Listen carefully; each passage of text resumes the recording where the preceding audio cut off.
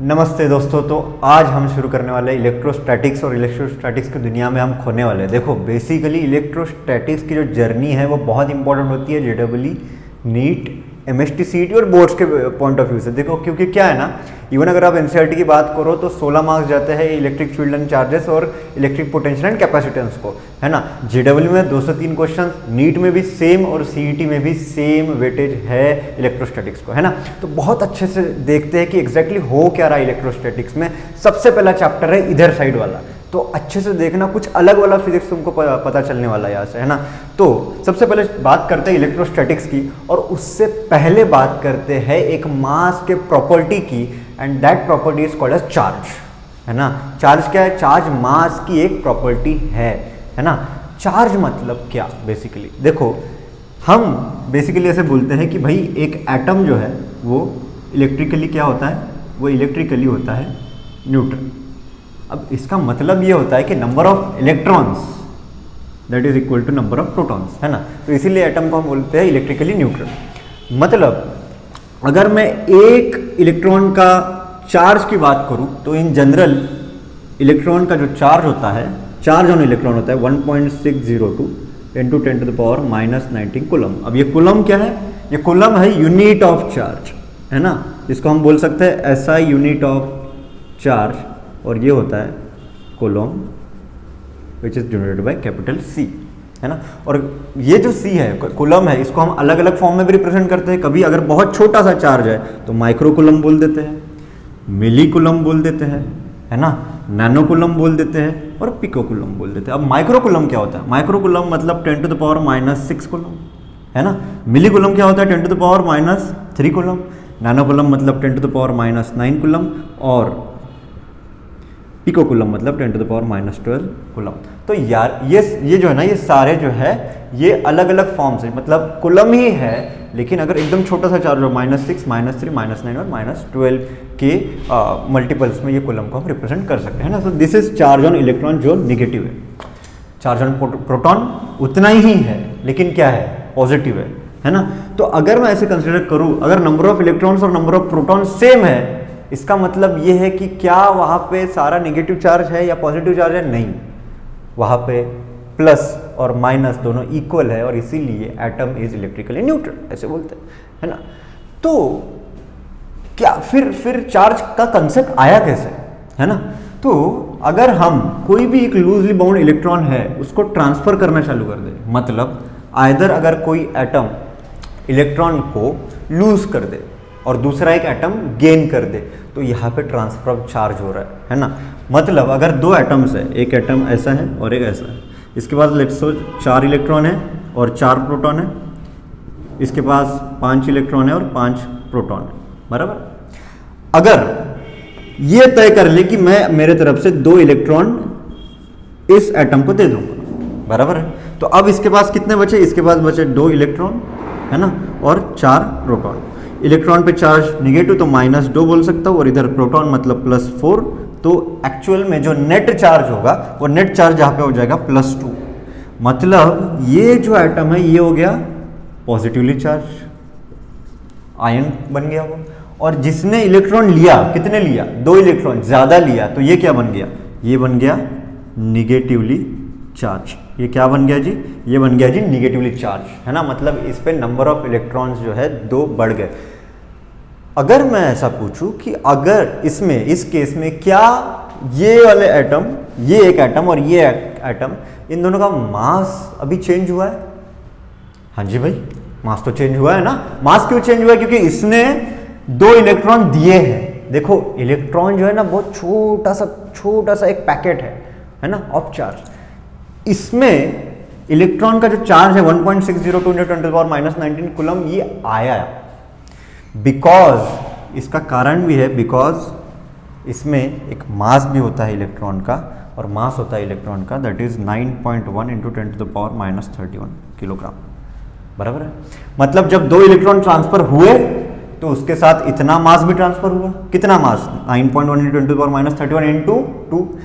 यहाँ से ये, अब ये एटम, अगर मैं इसको मेजर करूँ इलेक्ट्रॉन माइक्रोस्कोप, अगर इसको मैं मेजर करूँ, है ना, तो शायद इसका वेट पहले से थोड़ा कम हो और शायद इसका वेट पहले से थोड़ा ज़्यादा हो, क्योंकि इसने क्या किए, इलेक्ट्रॉन्स गेन किए और इसने क्या किए, इलेक्ट्रॉन्स दी, है ना, लूज की। तो ऐसा एक फंडा चलता है ओवरऑल चार्ज का, है ना। सबसे छोटा चार्ज अगर मैं दुकान में मांगने जाऊँ तो सबसे छोटा चार्ज है E minus, that is minus 1.602 into 10⁻⁻19 coulomb, है ना। अगर मैं ट्रांसफर ऑफ चार्ज की बात करूँ तो सारा चार्ज जो ट्रांसफर होगा वो इसके पैकेट्स में होगा, इसके मल्टीपल्स में होगा, है ना। अगर मैं बोलूँ कि भैया मेरे को आधा इलेक्ट्रॉन दे दो तो क्या पॉसिबल है, नहीं है भाई, आधा इलेक्ट्रॉन नहीं दे सकते। कितना दे सकते हैं, मिनिमम 1 इलेक्ट्रॉन तो आपको लेना ही पड़ेगा, मैक्सिमम बहुत कुछ ले सकते हैं, बराबर है। तो ऐसे ट्रांसफर ऑफ चार्ज होता है, जो पार्टिकल या फिर जो एटम बोल सकते हैं, जो मॉलिक्यूल बोल सकते हैं, जो इलेक्ट्रॉन्स देगा, जो डोनर होगा वो हमेशा पॉजिटिवली चार्ज होगा और जो गेनर होगा वो हमेशा क्या होगा, निगेटिवली चार्ज होगा, है ना। जो डोनेट करेगा उसका मास शायद कम हो, बहुत थोड़ा कम होगा, बहुत निग्लिजिबल, बहुत छोटा सा मास है यार, 10⁻31 kg मतलब कुछ नहीं है, बहुत छोटा सा, लेकिन फिर भी शायद वो लाइट वेट हो जाएगा जो देगा, और जो गेन करेगा शायद उसका वेट उतने इलेक्ट्रॉन से, शायद मतलब हाँ उसका वेट इतने इलेक्ट्रॉन से बढ़ जाएगा, है ना। तो एक ऐसी बेसिक एक विजुअलाइजेशन की थ्योरी बोल सकते हैं अपन चार्ज की, ठीक। तो क्या क्या पता चल गया, बेसिक प्रॉपर्टी पता चल जाए कि भाई चार्ज ट्रांसफर हो सकता है। अगर कोई सब्सटेंस है जिसमें नंबर ऑफ इलेक्ट्रॉन्स और नंबर ऑफ प्रोटॉन सेम है तो उसको हम इलेक्ट्रिकली न्यूट्रल बोलते हैं। There are 2 types of charges, एक होता है पॉजिटिव चार्ज, हाँ जी बराबर है, और दूसरा होता है इसके साथ आता है नेगेटिव चार्ज। 2 टाइप है चार्ज के, 3 नहीं है, पॉजिटिव चार्ज, नेगेटिव चार्ज और न्यूट्रल कोई चार्ज नहीं है, ये कोई टाइप नहीं है ना, न्यूट्रल मैटर अलग, ठीक। तो पॉजिटिव चार्ज एक टाइप है ना, उसके बाद नेगेटिव चार्ज, ऐसे 2 टाइप्स के मेरे पास चार्जेस अवेलेबल है ना। हाँ जी, तो देखते हैं कि प्रॉपर्टीज ऑफ चार्ज में सबसे पहली प्रॉपर्टी कौन सी आती है। देखो सबसे पहली प्रॉपर्टी है कि क्वांटाइजेशन ऑफ चार्ज। देखो बातें बहुत बड़ी बड़ी कर रहे हैं अपन, क्वांटाइजेशन ऑफ चार्ज मतलब एग्जैक्टली क्या होता है ना, चार्ज जो है ना, charge always either adds up और गेट सब्ट्रैक्टेड। मतलब अगर पॉजिटिव चार्ज मैंने मतलब एक पॉजिटिव चार्ज ला लिया और एक ला लिया और एक ला लिया तो क्या हो जाएगा, एडिशन हो जाएगा। अगर मैंने प्लस लाया एक चार्ज, माइनस और एक चार्ज लाया, प्लस और उतने ही मैग्नीट्यूड का और माइनस, तो टोटल कितना हो जाएगा, 0, ठीक है।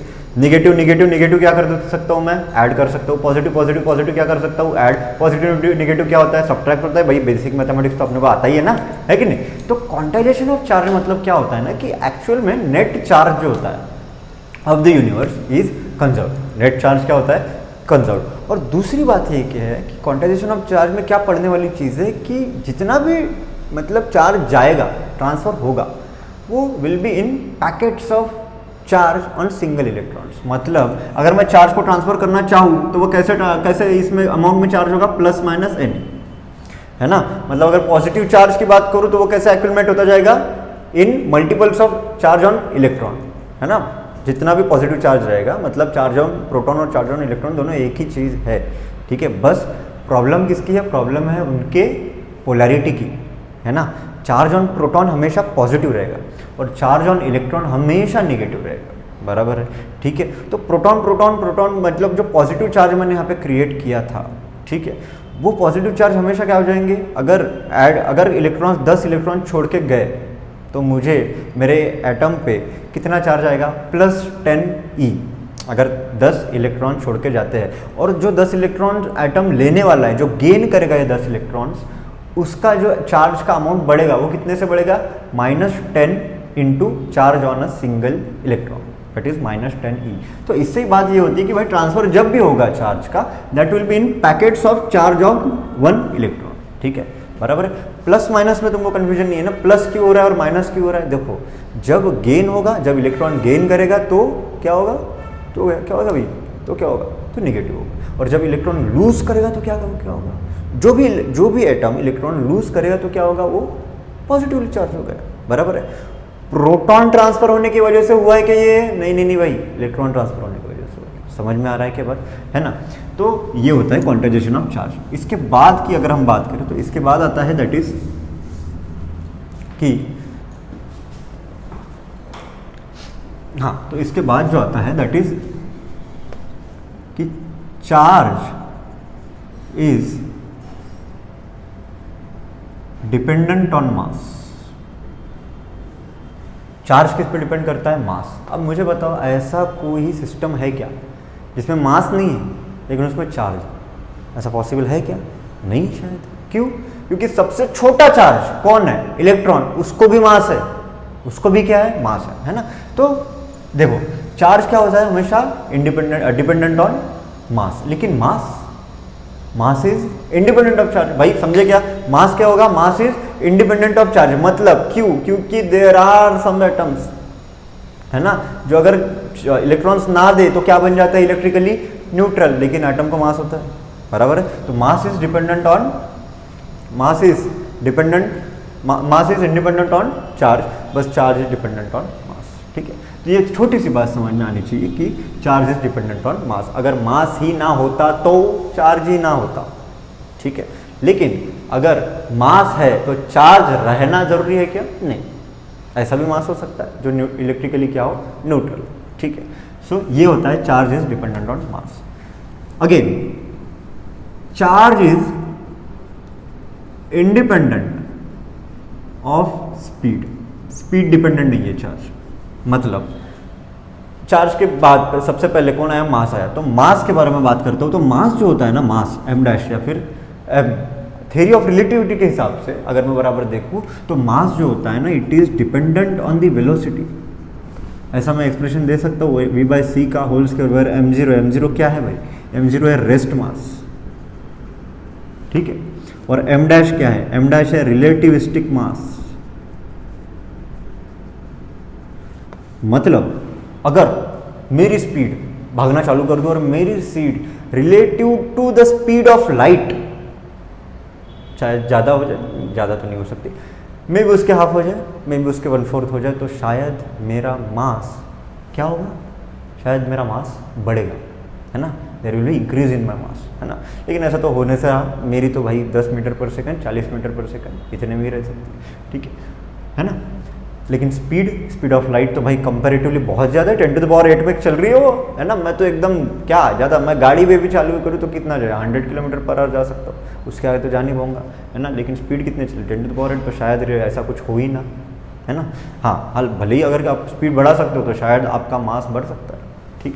तो ये होता है मास डिपेंडेंसी ऑन स्पीड। लेकिन अगर मैं चार्ज की बात करूँ तो charge is independent of speed, बराबर है। चार्ज का जो मैग्नीट्यूड है वो चेंज नहीं होगा अगर उसको मैं हाई स्पीड से ट्रांसफ़र करूँ तो भी, ठीक है ना। इसके बाद हम देखते हैं तीसरी प्रॉपर्टी, वो ये कि कंजर्वेशन।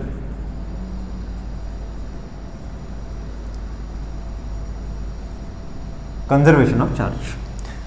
कंजर्वेशन ऑफ चार्ज का मतलब यह है कि जैसे एनर्जी के लिए होता है अपने पास, है ना, charge is again charge. Energy का क्या होता है? वही सेम चीज़, वही चार्ज के लिए अपन लगाएंगे कि चार्ज क्या neither be created nor be destroyed, है ना। मतलब the total charge, the net charge of the universe, ये हमेशा क्या रहेगा? कांस्टेंट रहेगा। ये नेट चार्ज क्या रहेगा? हमेशा भाई कांस्टेंट ही रहेगा, है ना। मतलब इसका मतलब ऐसे एक सिंपल सा एग्जांपल लेते हैं अपन, ठीक है। ये एक आइसोलेटेड सिस्टम है, ये चार्ज पार्टिकल्स ले लेते हैं 4। पहले पे लेट से +2 कूलम है, उसमें +1 कूलम, उसके बाद -1 कूलम और -3 कूलम, ठीक है। अब कैसे तो भी अगेन यहाँ से चार्ज ट्रांसफ़र होना चालू हो गया by any means. There are 3 means actually to transfer charge, अपन वो भी डिस्कस करेंगे अच्छे से। लेकिन ऐसे समझो कि यहाँ पे चार्ज ट्रांसफ़र चालू हो गया, है ना। और चार्ज ट्रांसफ़र होने के बाद लेट से कि यहाँ पे +1 कूलम चार्ज आ गया, यहाँ पे -1 कूलम चार्ज आ गया, यहाँ पे -4 कूलम चार्ज हो गया। तो मुझे इस बॉडी पे कितना चार्ज आएगा वो निकालना है ना। देखो ये पहले वाली केस है, इनिशियली इतना था, है ना। इनिशियली कितना था? ये सारा कुछ ये इनिशियली है। और ये अभी वाली केस है, ये अभी प्रेजेंट, ये पहले वाली। तो पहले जो नेट चार्ज था, पहले नेट चार्ज कितना था वो निकाल लेते हैं। पहले कितना था? +2 +1 +3, है ना। उसके बाद इधर -1 +3 -1 2 2 -3 -1, तो पहले नेट चार्ज -1 था। मतलब अब इन सब को जब मैं ऐड कर दूं तो भी आंसर कितना आना चाहिए? -1, है ना। मतलब क्या? +1 -1 -4 plus x is equal to कितना होना चाहिए, -1, है ना, -1 होना चाहिए। And therefore x is equal to कितना हो जाएगा, +1 -1 तो गया भाई, -4 उधर गया तो -1 + 4, तो एक्स इज इक्वल टू हो जाएगा 3 कूलम, +3 कूलम। तो इस पे जो चार्ज आना चाहिए वो कितना आना चाहिए, +3 कूलम आना चाहिए। समझ में आया इतना, है ना।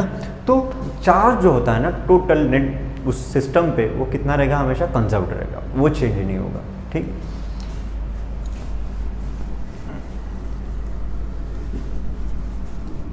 इसके बाद हम बात करेंगे कि चार्ज की जो प्रॉपर्टी होती है उसके स्पीड के हिसाब से, ठीक है। सबसे पहले अगर मैं बात करूं कि अगर चार्ज एट रेस्ट हो, है ना, चार्ज अगर क्या हो, एट रेस्ट हो, उसकी स्पीड 0 हो, तो वो एक टाइप की फील्ड क्रिएट करता है around it, and that is called as, क्या बोलते हैं उसको, इलेक्ट्रिक फील्ड। वो जो प्रोड्यूस करता है उसको हम क्या बोलते हैं भाई, उसको हम बोल देते हैं इलेक्ट्रिक फील्ड। अगर चार्ज यूनिफॉर्म स्पीड में हो, यूनिफॉर्म स्पीड में हो, तो वो जो प्रॉपर्टी जो वो जो कैरेक्टरिस्टिक प्रोड्यूस करेगा उसके आजू बाजू वो दो टाइप की होती है। एक होती है इलेक्ट्रिक फील्ड, एक इलेक्ट्रिक फील्ड वो प्रोड्यूस कर सकता है, और दूसरा जो कर सकता है that is magnetic field, magnetic field भी प्रोड्यूस कर सकता है, ठीक है। और तीसरा कि अगर एक्सेलरेटेड हो, यूनिफॉर्म वेलोसिटी से नहीं, रेस्ट में भी नहीं है, एक्सेलरेटेड है, एक्सेलरेटेड मोशन में है, तो वो क्या करेगा, वो अपने आजू बाजू इलेक्ट्रिक फील्ड तो प्रोड्यूस करेगा ही, वो अपने आजू बाजू मैग्नेटिक फील्ड भी प्रोड्यूस करेगा ही, और साथ में वो क्या करेगा, वो करेगा radiate energy in the form of electromagnetic waves. इस फॉर्म क्या करेगा, रेडिएट करेगा क्या, एनर्जी को। समझे इतना, है ना। तो जो रेस्ट पे है, एट रेस्ट है, तो इसके स्टडी को ही अपन बोलते हैं इलेक्ट्रोस्टैटिक्स, इसको ही इलेक्ट्रोस्टैटिक्स बोला जाता है। और ये सब कुछ आ गया इलेक्ट्रोडायनामिक्स में, जिसमें हम अगेन बहुत सारी चीज़ें पढ़ते हैं, है ना, जैसे करंट इलेक्ट्रिसिटी ये पढ़ ली अपन ने, एसी करंट्स पढ़ लिए, एसी सर्किट्स पढ़ लिए, है ना, इसमें ही और आगे आगे बहुत सारी चीज़ें पढ़ते हैं अपन। उसके बाद मैग्नेटिक इफेक्ट्स और ये सब, और इसमें अपन पढ़ते हैं इलेक्ट्रोमैग्नेटिक वेव्स, इलेक्ट्रोमैग्नेटिक वेव्स, ये भी एक छोटा सा चैप्टर है तुमको, है ना। तो ये सारी चीज़ें अपन चार्ज के अंडर पढ़ने वाले हैं अभी इस वाले सेक्शन में। समझ में आया इतना बात, है ना। अब आगे बढ़ते हैं कि जो भैया चार्ज है मेरे पास, ये चार्ज को अपन ट्रांसफर कर सकते हैं, ये इसकी एक प्रॉपर्टी होती है। क्या होती है प्रॉपर्टी चार्ज की, वो हम क्या कर सकते हैं, ट्रांसफर कर सकते हैं ना, ट्रांसफर ऑफ चार्ज। अब ट्रांसफर ऑफ चार्ज जो होता है उसके भी मीन्स है, कितने मीन्स है भाई, 3 मीन्स है ना। अगेन बाय फ्रिक्शन मैं ट्रांसफर कर सकता हूँ, उसके बाद बाय इंडक्शन में ट्रांसफर कर सकता हूँ चार्ज को, है ना, और बाय कंडक्शन भी मैं चार्ज को ट्रांसफर कर सकता हूँ, ठीक है। कैसे, देखिए फ्रिक्शन, ये तो भाई 8, 9, 10 में कवर हो जाता है साइंस में कि फ्रिक्शन में कैसे करते हैं। ग्लास वूल ले लिया, वूल ले लिया, ग्लास रॉड ले लिया, फ्रिक्शन करवाया तो क्या होता है, चार्ज ट्रांसफर हो जाता है, ठीक है। उसके बाद इंडक्शन, अगेन बहुत ही हाईली चार्ज ऑब्जेक्ट मैं इधर लेके आ जाऊँ या फिर इलेक्ट्रिक फील्ड क्रिएट कर दूँ, एक मेटल ही पकड़ लो, यहाँ पे क्या हो जाएगा फिर, अगर यहाँ पे पॉजिटिवली चार्ज बॉडी इसके पास आ गई तो यहाँ के निगेटिव चार्जेस इधर एक्यूमुलेट हो जाएंगे और पॉजिटिव चार्जेस इधर चले जाएंगे। तो देखो यहाँ पे जो है, यहाँ पे डेंसिटी निगेटिवली चार्जेस की क्या हो गई, बढ़ गई, और यहाँ पे इस रीजन में पॉजिटिव चार्जेस की डेंसिटी बढ़ गई। तो ऐसे मैं इंड्यूस कर सकता हूँ चार्जेस, बराबर है ना। और लास्ट में बचा दैट इज कंडक्शन। अब कंडक्शन मतलब क्या होता है बेसिकली, जैसे ही लेट्स से मैं एक ये ऑब्जेक्ट और एक लेट्स से कि ये और एक ऑब्जेक्ट हो गया, +2q, दोनों पे चार्ज है, इस पे +q है, इस पे +2q है। अगर मैं इन दोनों को इन कांटेक्ट लेके आता हूँ बाय एनी मीन्स, +q और +2q, तो चार्ज की एक प्रॉपर्टी है कि वो स्पेस आउट इक्वली हो जाते हैं, है ना। मतलब ही वो क्या हो जाएंगे, यहाँ पे इक्वली डिस्ट्रीब्यूट हो जाएंगे। क्या हो जाएंगे यहाँ पे, इक्वली डिस्ट्रीब्यूट। अब मुझे बताओ इस सिस्टम पे, इस पूरे सिस्टम पे नेट चार्ज कितना है, +2q भाई और 2q, मतलब कितना, 3q। 3q इक्वली देना है भाई, ये आधा इस पे जो है ना 3q चार्ज आ गया। 3q मतलब अभी इसके बाद यहाँ पे जो नेट चार्ज है वो कितना है 3q। अब क्या होगी, अभी प्रॉपर्टी जो है 50-50 डिवाइड होगी भाई। 3q नाम की प्रॉपर्टी है अपने पास, दोनों बेटों में इक्वली डिवाइड होनी चाहिए। मतलब इस पे कितना आ जाना चाहिए, इस पे आ जाना है 3q/2 और इस पे भी आ जाना चाहिए 3q/2। तो दोनों भी बॉडीज को अभी इक्वल चार्ज मिलेगा and this is by conduction. तो समझ में आया क्या। और एक एग्जांपल छोटा सा ले लेते भाई, बच्चों को समझ में आ जाएगा, है ना। अब देखो यहाँ पे +q एक चार्ज ले लिया, दूसरा चार्ज ले लिया मैंने -q/4, अगेन कांटेक्ट में ला लिया। चलो एक मेटल का रॉड कनेक्ट कर दिया भाई दोनों में, तो क्या होगा, कंडक्शन होगा कि नहीं होगा, कंडक्शन है ना, कंडक्शन होगा, इक्वली स्पेस आउट हो जाएंगे। सबसे पहले क्या कैलकुलेट करेंगे, सबसे पहले कैलकुलेट करेंगे भाई नेट चार्ज। नेट चार्ज कितना है, +q - q/4 कर लो भाई, +q - q/4 मतलब कितना हो जाएगा 3q/4। अब ये प्रॉपर्टी कितने लोगों में बटेगी, 2, क्योंकि ऑब्जेक्ट कितने हैं 2, कैसे बटेगी, इक्वली बटेगी, मतलब क्या हो जाएगा बाय 2 मतलब। अब अगर मैं वापस इनको स्पेस आउट कर दूं, अलग अलग कर दूं, तो इसको जो मिलेगा, देखो भाई ये प्लस था, ये माइनस हो गया, तो नेट प्लस आया कि माइनस आया, नेट आया प्लस, है ना। ये भी इक्वली डिस्ट्रीब्यूट हो जाएगा, तो इसको कितना मिलेगा, इसको मिलेगा 3q/8 और इसको भी मिलेगा 3q/8। जो भी नेट चार्ज आएगा वो इक्वली डिस्ट्रीब्यूट हो जाएगा, प्रॉपर्टी 50-50 बट जाएगी। समझ में आया बात, है ना। This is by using conduction का लॉ, ठीक है। हाँ, अब इसके बाद चार्ज में देखो इतनी ही चीजें हैं जो इंपॉर्टेंट है, जो तुमको पता होना चाहिए। और न्यूमेरिकल के लिए जो लास्ट का मैंने बताया ना, कंडक्शन, ये ज़्यादा इंपॉर्टेंट है ना। बाकी सारी चीज़ें थोड़ी थ्योरी है तो थोड़ी पढ़ लियो, है ना, एनसीईआरटी में बहुत अच्छे से दिया हुआ है, ठीक है। इसके बाद जो है ना, इसके बाद कूलम्ब्स लॉ है, ठीक है। तो कूलम्ब्स लॉ का हम बहुत अच्छे से पढ़ते हैं, ठीक है। चलो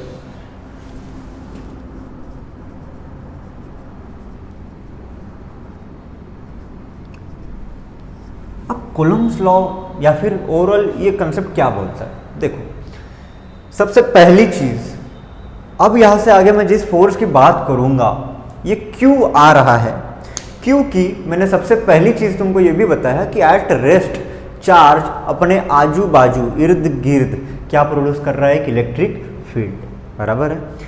अब ऐसे समझो कि पूरा यूनिवर्स पूरा खाली है ना, यूनिवर्स क्या है, पूरा खाली है और एक छोटा सा चार्ज है, ठीक है, एक पॉजिटिव चार्ज है। वो चार्ज की एट रेस्ट है, तो ऑब्वियसली उसकी प्रॉपर्टी क्या है, वो क्या प्रोड्यूस करेगा, वो क्या प्रोड्यूस करना चालू कर देगा, अपने आजू बाजू आते बराबर काम शुरू कर देगा। क्या करेगा वो, आजू बाजू अपना इलेक्ट्रिक फील्ड चालू कर देगा, बनाना चालू कर देगा, एकदम ऐसे इलेक्ट्रिक फील्ड प्रोड्यूस हो जाएगा, बराबर। अब जैसे ही एक दूसरा चार्ज ऐसे ही भटकते भटकते भटकते उसके आसपास आता है, तो उसको ना एक मतलब क्या बोलते हैं ना, एक फोर्स उसको एक्सपीरियंस होता है ना। ये फोर्स दिख नहीं रहा है लेकिन उसको एक्सपीरियंस हो रहा है। अब इसी प्रॉपर्टी को कूलम्ब ने बहुत अच्छे से डिराइव किया और एक्सप्रेशन लेके आया कि ये फोर्स कितना होगा, इसकी डायरेक्शन क्या होगी, है ना, और ये फोर्स के कैरेक्टरिस्टिक्स क्या होगी, तो वही हम पढ़ने वाले हैं। तो देखो बेसिकली क्या होता है ना, अगर दो चार्जेस, एक यहाँ पे है और दो पॉइंट चार्जेस बोलते हैं, ठीक है। पॉइंट चार्ज इसलिए बोला मैंने क्योंकि भाई इसका जो साइज है इट इज़ वेरी लो, बहुत छोटा है comparable to the distance between the charges, इसीलिए इसको पॉइंट चार्ज बोला जाता है, ठीक है। तो जब ये दो, अब देखो ये भी प्लस है, प्लस मतलब कौन सी पोलैरिटी हो गई, ये लाइक पोलैरिटी। तो भाई ऐसा पता चला कि जब मैंने दो लाइक पोलैरिटी, लाइक माइंडसेट के लोग आसपास ला लिए, तो ये एक दूसरे को क्या कर रहे हैं, रिपेल कर रहे हैं, ये एक दूसरे को क्या कर रहे हैं, रिपेल। अगर मैंने दो, हाँ जी, एक बुरा आदमी ला लिया, एक अच्छा आदमी ला लिया, देखो मैं तो प्लस क्यू को, प्लस वाले को हमेशा अच्छा बोलूँगा और माइनस वाले को हमेशा क्या बोलूँगा, भाई बुरा, ये बहुत बुरा है। भाई आजकल ना अच्छे लोग भी साथ में नहीं रह सकते, है ना, तो ये अच्छे लोग साथ में नहीं रह सकते। भाई लाइक माइंडसेट वाले भी आजकल नहीं जमता है, उनका थोड़ा मतलब अलग चाहिए आजकल। तो एक अगर लाइक मतलब कोई अच्छा माइंडसेट है और बुरा माइंडसेट, तो शायद क्या होते हैं, करीबी जो है बढ़ जाए, मतलब शायद ये इधर जाए और ये इधर जाए, बराबर है। इसको बोला जाता है, इसको बोला जाता है, इसको बोला क्या जाता है, इसको बोला जाता है रिपल्शन, और इसको क्या बोला जाता है, इसको बोला जाता है अट्रैक्शन, हाँ जी। इसके पहले ना अपन ने ग्रेविटेशन में एक पढ़ा था कि भाई जो ग्रेविटेशनल फोर्सेस है, these are forces of attraction, इसमें रिपल्शन नाम की चीज़ होती ही नहीं है ना। दो मासेस, एक मास दूसरे मास को, बड़े वाले मास को हमेशा क्या करेगा, अट्रैक्ट करेगा। रिपेल करेगा क्या, नहीं करेगा भाई। रिपेल करता तो शायद चांद और इधर कुछ ऐसा घूमता ही, ठीक है, बराबर है ना। लेकिन यहाँ पे जब चार्जेस की बारी आती है तो इन्होंने दो टाइप के फोर्सेस, दो नेचर के फोर्सेस बताए। एक बताया भाई रिपल्शन और दूसरा बताया अट्रैक्शन, है ना।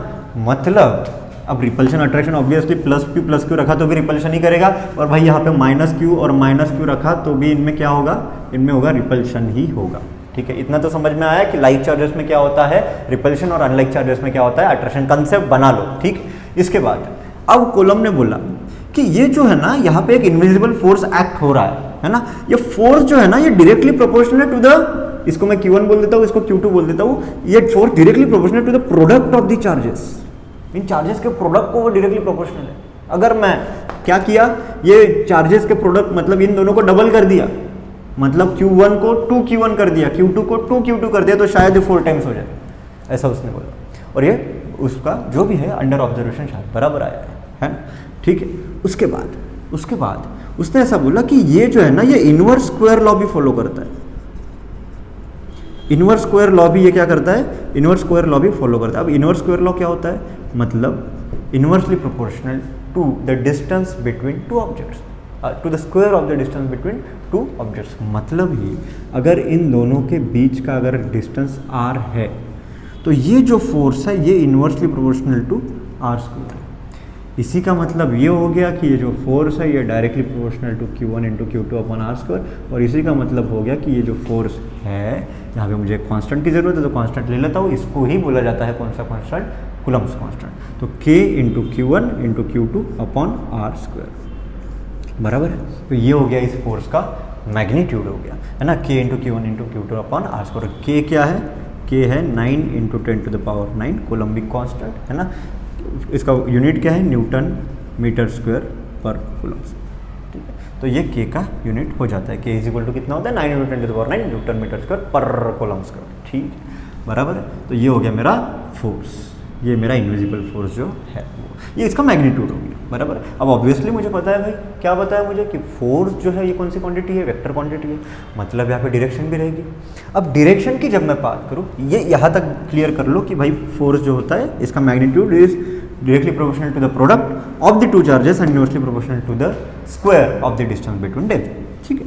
अब इसके डायरेक्शन की बात करते हैं, है ना।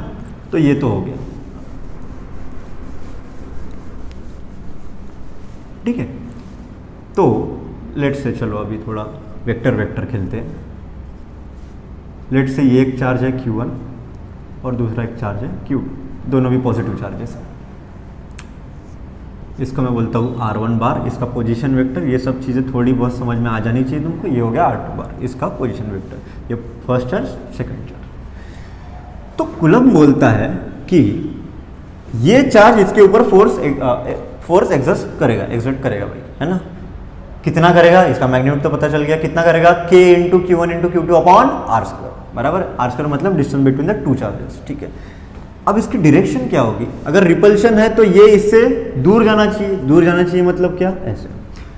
अब ये बोलता है कि जो फोर्स की डायरेक्शन होगी, ये डायरेक्शन ऑलवेज होगी। ऐसा तो नहीं है कि इसकी वजह से ये इधर गया और ये इधर गया, नहीं, है ना। ये क्या रहेगी, always along the line joining the two charges. देखो ये बातें बराबर दिमाग में फिट करनी है कि ये ऐसा इधर उधर किधर भी नहीं जाएगा भाई। इनको जो लाइन ज्वाइन करेगी इसी के अलोंग फोर्स एक्ट करेगा, बराबर है। अब यहाँ पे फोर्स को दो डायरेक्शन है, एक तो इधर जा सकता है, इधर रिपल्सिव है, ये दोनों भी पॉजिटिव, इसलिए जो फोर्स जा रहा है मेरा इधर जाएगा। अब देखो along the line joining the two charges, इसी को बोलते हैं सेंट्रल फोर्सेस। क्या बोलते हैं इसको, सेंट्रल। जो भी forces along the line joining the object act होते हैं उनको अपन क्या बोलते हैं, सेंट्रल फोर्सेस बोलते हैं, ठीक है। तो जो कूलम्बिक फोर्स है वो ना भाई, इसकी स्टोरी ऐसे कि ये सेंट्रल फोर्स है ना, ये कंजर्वेटिव फोर्स है, ठीक है। ये कौन सा फोर्स है, कंजर्वेटिव है, बराबर है। तो थोड़ी बातें क्लियर होनी चाहिए। कंजर्वेटिव फोर्स क्या करता है, क्या नहीं करता है, पता है क्या। कंजर्वेटिव फोर्स क्या करता है, वर्क डन इसमें क्या होता है, पाथ इंडिपेंडेंट होता है ना जी, ठीक है। तो ये जो यहाँ पे जो फोर्स एक्ट करेगा, इसको लिखने का भी एक सिस्टम है। देखो सिस्टम कैसा है, force on second charge due to first charge, और इसको मैं ऐसा डायरेक्शन देता हूँ, बराबर है। और इस पे जो फोर्स एक्ट करेगा इसको मैं बोलता हूँ force on first charge due to second charge, बराबर है। और अब देखो F21 जो है ना, इसके एक्ट करने की डायरेक्शन इधर है और इसकी कितनी इधर है, इधर है। अब जब मैं इसका एक्सप्रेशन लिखूंगा तो ऑब्वियसली एक वेक्टर को डायरेक्शन देने के लिए उसका यूनिट वेक्टर कोई तो चाहिए होता है, और तब मैं ये डिस्टेंस ये जो है ना, ये इसको मैं यूज़ करूँगा, है ना। तो देखो यहाँ पे एक सिंपल चीज़ तो तुमको पता होना चाहिए, अगर मैं R12 बार लिखता हूँ, क्या लिखता हूँ, R12 बार। R12 बार मतलब होता है R2 बार माइनस R1 बार, फाइनल माइनस इनिशियल। क्या हुआ, फाइनल माइनस इनिशियल। R12 बार मतलब अपने को पता होगा ना, VAB ऐसा तुमने लिखा होगा वेक्टर्स में, है ना, या फिर पोजीशन वेक्टर भी अपन लिखते हैं, ठीक है। तो कोई भी जैसे अभी VAB ही लिख दो, VAB बार मतलब क्या होता है, VB बार माइनस VA बार, हमेशा फाइनल माइनस क्या होता है, इनिशियल। और डायरेक्शन क्या होगी, A से B। क्या होगी डायरेक्शन, A से B। तो यहाँ पे भी डायरेक्शन क्या होगी, 1 से 2। तो 1 से 2, तो ये हो गया मेरा R12 बार, इतना डिस्टेंस, बराबर। इसका मैग्नीट्यूड क्या रहेगा, इतना, लेकिन डायरेक्शन इधर। और R21 बार की डायरेक्शन किधर रहेगी, अगेन इसका मैग्नीट्यूड क्या रहेगा, सेम। मतलब अगर मैं ऐसा बोलूँ R21 बार मतलब होगा, क्या होगा, फाइनल माइनस इनिशियल। कहाँ पहुँचना है, R1 बार, कहाँ से निकलना है, R2 बार से निकलना। इतना समझ में आया, है ना। तो ये हो गया अपने position vectors R1, position vector R2, R1, और उसमें से मैं ये कैसे ट्रायंगल लॉ से निकाल रहा हूँ वो, ठीक है, समझ में आया। R12 बार की डायरेक्शन इधर, R21 की इधर, ठीक है। तो जब मैं F21 बार के बारे में लिखता हूँ, तो F21 बार क्या आता है, again K coulombic constant into Q1 into Q2 upon क्या आएगा, देखो F21 के लिए वो डायरेक्शन कौन दे रहा है मेरा, ये मतलब कौन सा, R12 बार, इसका मैग्नीट्यूड का स्क्वायर इंटू एक यूनिट वेक्टर जो इसके अलोंग डायरेक्टेड है। इससे मुझे क्या मिल जाएगी, इससे इसके ये मैग्नीट्यूड हो गया, ये क्या हो गया, इसको डायरेक्शन देगा, कौन देगा, R12 का क्या, बराबर, ठीक है। तो ये हो गया मेरा वेक्टर फॉर्म। अभी ऑब्वियसली देखो अगर अच्छे से लिखे तो K जो होता है कोलम्बिक कांस्टेंट, ये होता है 1/4 पाई एप्सिलॉन 0। एप्सिलॉन 0 क्या है, एप्सिलॉन 0 है परमिटिविटी ऑफ फ्री स्पेस। अब ये परमिटिविटी क्या होती है, देखो जब कोई चार्ज मैं किसी मीडियम में रखता हूँ तो वो इलेक्ट्रिक फील्ड प्रोड्यूस करता है अपने अराउंड, जिससे अगर मीडियम के प्रॉपर्टी पर डिपेंड करता है कि उसमें पोलराइजेशन की प्रॉपर्टी है या नहीं, उसके अंडर मॉलिक्यूल्स और एटम्स पर डिपेंड करता है कि वो पोलराइज हो रहे हैं कि नहीं। अब पोलराइज हो रहे हैं मतलब वो इनहांस हो रहे हैं, किससे इनहांस हो रहे हैं, due to the charge present, due to the electric field. तो उसी की वजह से वो जो फोर्सेस है वो क्या हो जाते हैं, थोड़े कमजोर हो जाते हैं। कौन से फोर्सेस, जो ये चार्जेस एक दूसरे पे एक्सर्ट करते हैं, है ना। तो वही होती है परमिटिविटी, है ना। That is the capacity by which the medium is enhanced due to the electric field, बराबर, ठीक है। ये तो भाई परमिटिविटी ऑफ फ्री स्पेस है, और इसकी वैल्यू कितनी है, एप्सिलॉन नॉट की वैल्यू है 8.85 इंटू 10⁻12, ठीक है। और इसका यूनिट क्या है, इसका यूनिट है c²/Nm², बराबर, ठीक है। तो ये चीज़ हो गई, ये हो गया इसका वेक्टर फॉर्म। इसी को ना बहुत अच्छे तरीके से एग्जाम्पल्स में कैसे यूज़ किया जाता है, देखो कोई भी यूनिट वेक्टर मतलब होता है वेक्टर अपॉन इट्स मैग्नीट्यूड। ये कंसेप्ट भी दिमाग में डाल दो, यूनिट वेक्टर मतलब क्या होता है, वेक्टर अपॉन इट्स मैग्नीट्यूड। तो R12 कैप मतलब होता है R12 bar upon its magnitude. तो इसीलिए अगर मैं इसको यहाँ पे यूज़ कर दूँ तो मेरा जो फाइनल एक्सप्रेशन आएगा फोर्स का, वो फाइनल एक्सप्रेशन मैं यहाँ पे लिख देता हूँ, है ना, यहाँ पे लिख देता हूँ। फाइनल एक्सप्रेशन जो आएगा F21 capital K is equal to K Q1 Q2 upon ये आ जाएगा R12 का क्यूब इंटू R12, बराबर है। और अगर मैं अच्छे से लिखूँ, बराबर है, अगर मैं इसको ही और अच्छे से लिखूँ तो अगर मैं इसका अपोजिट जो फोर्स है, कौन सा फोर्स, F12 बार, मतलब force on this charge particle 1 due to 2 will be same ही रहेगा, बस चेंज क्या होगा, R12 का क्या हो जाएगा, R21 क्या, उसका स्क्वायर इंटू R12। समझ में आया, ये क्या प्रोवाइड कर रहा है, ये प्रोवाइड कर रहा है डायरेक्शन, किसको, फोर्स को, बराबर। इसको ही मैं अगेन यूनिट वेक्टर का कंसेप्ट यूज करके क्या लिख सकता हूँ, K Q1 Q2 upon R21 का होल क्यूब इंटू R21 क्या, अगेन न्यूटन इसका यूनिट। तो ऐसे हम वेक्टर फॉर्म में कूलम्बिक फोर्स को रिप्रेजेंट कर सकते हैं। अब देखो ये फोर्स और ये फोर्स दोनों में अगर हम बातचीत करें तो दोनों का डायरेक्शन ही बस अपोजिट है, बाकी सारा कुछ तो सेम ही है। देखो ये मैग्नीट्यूड और ये मैग्नीट्यूड क्या है, क्यों, क्योंकि ये डिस्टेंस भी तो सेम है, क्योंकि r12 कैप और r21 कैप इन दोनों का मैग्नीट्यूड क्या है, सेम है, ये डिस्टेंस तो सेम है। मतलब अगर मैं इसको और इसको हटा दूं तो इन दोनों का मैग्नीट्यूड क्या है भाई, इन दोनों का मैग्नीट्यूड सेम है। मतलब जितना, अगर मैं देखो, अगर मैं और मेरे दूसरा एक चार्ज है, मैं भी एक चार्ज हूँ, तो मेरे को जितना जोर से लगेगा उसको भी उतना ही जोर से लगेगा भाई, है कि नहीं। मतलब इस चार्ज को जितना जोर से मुक्का मारेंगे, मुक्का लगेगा ये इनविजिबल फोर्स की वजह से, इस चार्ज को भी उतना ही मुक्का लगेगा, है ना, सबको सेम है ना। तो मतलब ये जो है ये क्या है, ये भाई साहब ये न्यूटन्स थर्ड लॉ फॉलो करता है। ये क्या है, एक्शन रिएक्शन पेयर है भाई, action reaction pair, action reaction वाली मूवी चल रही है, न्यूटन्स थर्ड लॉ फॉलो कर रहा है। कौन कर रहा है, कोलम्बिक फोर्स दोनों पे, है ना, एक का इधर लगा एक का उधर, यही होता है ना action reaction, equal and opposite. तो भाई इक्वल है ना, इक्वल है कि नहीं है, और क्या है, अपोजिट भी है। इसीलिए ये क्या कर रहे हैं, एक्शन रिएक्शन पेयर फॉलो कर रहे हैं, न्यूटन्स थर्ड लॉ भी फॉलो कर रहे हैं। मतलब अभी आगे बहुत मज़ा आने वाला है, बहुत सारी चीज़ें होने वाली है ना, बहुत सारे न्यूमेरिकल्स आने वाले हैं, वो सब हम धीरे धीरे इसको सॉल्व करेंगे और इसको और अच्छे से एक्सप्लोर करते जाएंगे, ठीक है।